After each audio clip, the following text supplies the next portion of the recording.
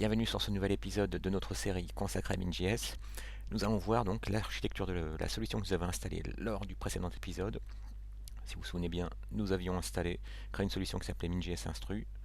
Donc clic majuscule, CTRL majuscule, pardon, clic droit pour ouvrir voilà, une console à cet endroit-ci.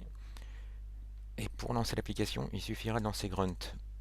Donc la tâche grunt par défaut, mais avant ça, il faut bien penser à lancer le service MongoD.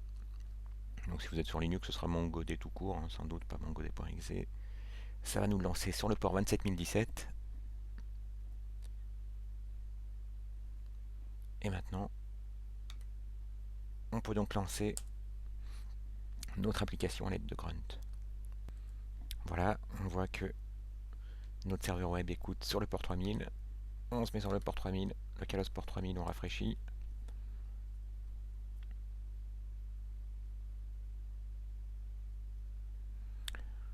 Et là, on voit déjà que par défaut, on a deux fonctionnalités. Une qui nous permet de créer un compte, l'autre de se loguer avec un compte.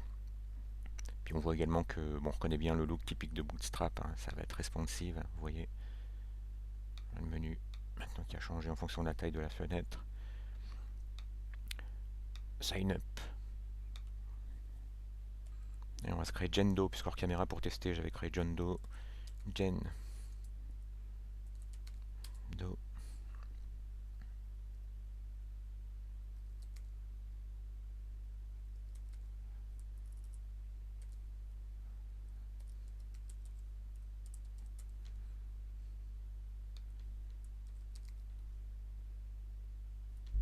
Vous remarquez également qu'on pourrait configurer la connexion via un réseau social. Voilà, on est logué en tant que Jendo. Là, cette fois-ci, eh ben, on voit le module articles, si vous vous souvenez. Lorsqu'on avait lancé en fait le générateur Yeoman dédié à Min.js, on avait accepté d'installer un module articles, un exemple de module CRUD. Donc là, on peut lister les articles. Bon, là, vous en voyez un que j'avais créé sous le nom de John Doe, un autre utilisateur que j'avais créé hors caméra. Mais on peut très bien créer un nouvel article.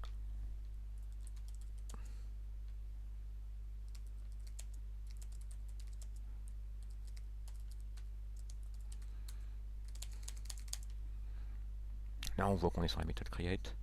On valide. Et on voit que ça nous a bien créé un article avec son ID généré par MongoDB. À partir de là, on peut voir tous les articles. Et donc, on verra qu'on ressemble à l'architecture qui nous permet donc déjà de créer, faire du create, read, update, delete. Ah oui, delete, on va en faire un. On sélectionne. Ah non, celui-ci, comme il a été créé par notre utilisateur, je ne peux pas le supprimer. Je peux supprimer le mien. Et voilà. Donc, j'ai tout simplement pris la solution Min.js Instru, je l'ai glissé, déplacé dans Sublime Text. À partir de là, qu'est-ce qu'on constate? Qu'on aura du code côté serveur, qui se trouvera dans app, avec des contrôleurs, des modèles, des routes, des tests et des views. Là, c'est bien des contrôleurs et des modèles propres au côté serveur, hein, pas ceux d'AngularJS qui seront côté client dans public. Avec un contrôleur, par exemple, regardons ce qui se passe dans notre contrôleur pour les articles, celui qui a été généré pour nous pendant l'installation. On voit que tout simplement c'est du Mongoose. Au départ, on fait un require sur le module npm Mongoose. Ça va nous permettre de récupérer le modèle articles, qu'on va voir dans un instant, qui sera dans le répertoire articles. Également de récupérer l'Odash, hein, qui est un concurrent d'Underscore. Et ce qui nous intéressera plus particulièrement, c'est le CRUD.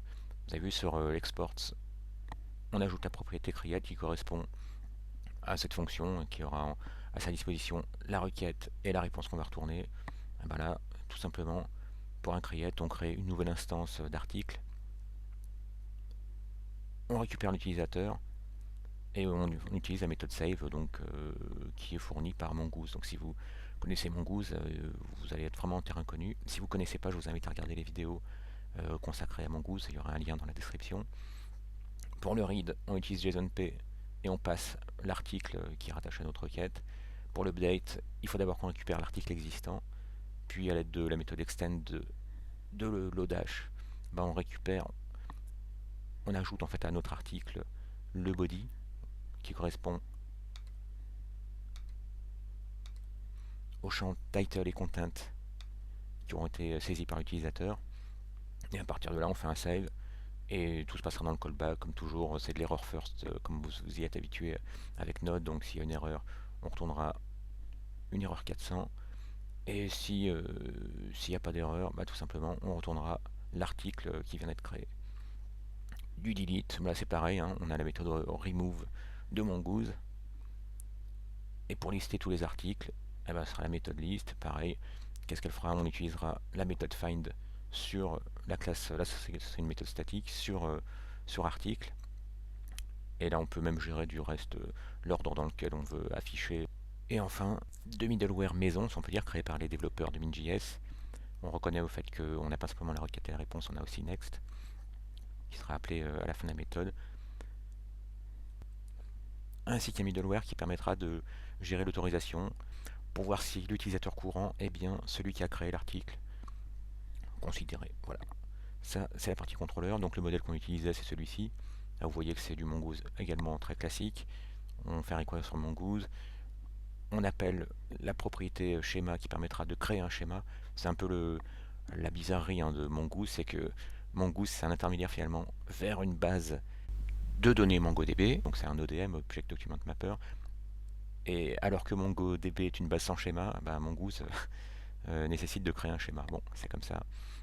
Et donc là, on voit les propriétés qu'auront les instances d'un article. Donc il y aura une propriété created, une propriété title, une propriété content, une propriété user. Et ce qui change par rapport aux vidéos qu'on avait fait sur Mongoose, c'est qu'au lieu d'avoir simplement created, voilà, created, avec le type derrière, par exemple date, et là on voit qu'on a un objet qui est passé en valeur à la clé created. C'est tout simplement parce qu'on ne veut pas simplement indiquer le type, on veut également indiquer la valeur par défaut. Donc voilà, vous utilisez à ce moment-là les clés type pour dire que ce sera un type date, default pour dire que par défaut on aura la date du moment en fait où l'article est créé. Pareil pour la propriété title, on précise que c'est un type string. Par défaut, si l'utilisateur ne le renseigne pas, il aura comme valeur un champ, une chaîne vide. Là, on voit même qu'on peut préciser qu'on veut faire un trim sur la valeur saisie par l'utilisateur pour se débarrasser des espaces qui ne nous intéressent pas, donc avant ou après la saisie. Et on peut même préciser le titre. Alors, je vais mettre Amuser Caméra à le mettre en français pour voir si ça marchait. Donc, parce que par défaut, il était en anglais. Voici un message perso, un message d'erreur.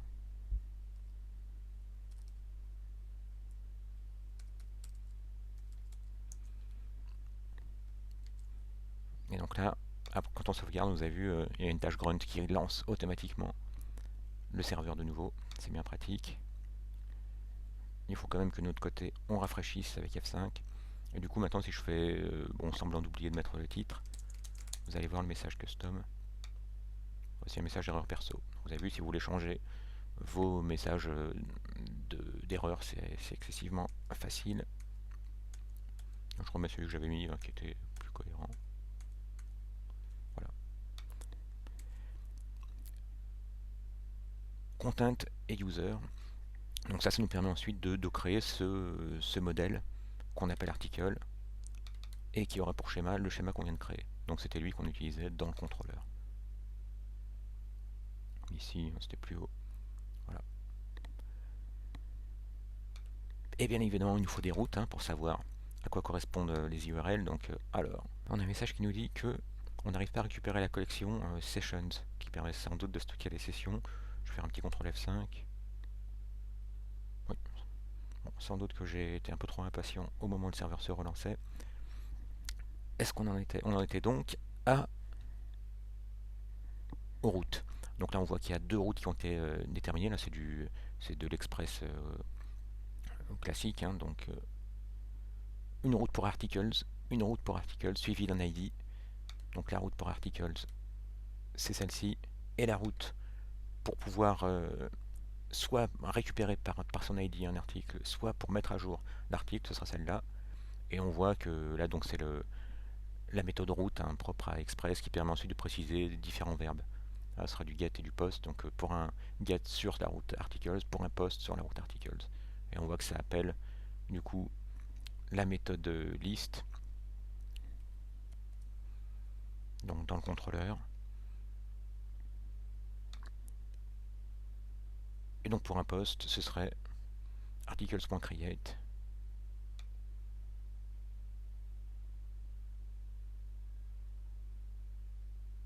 Que voici.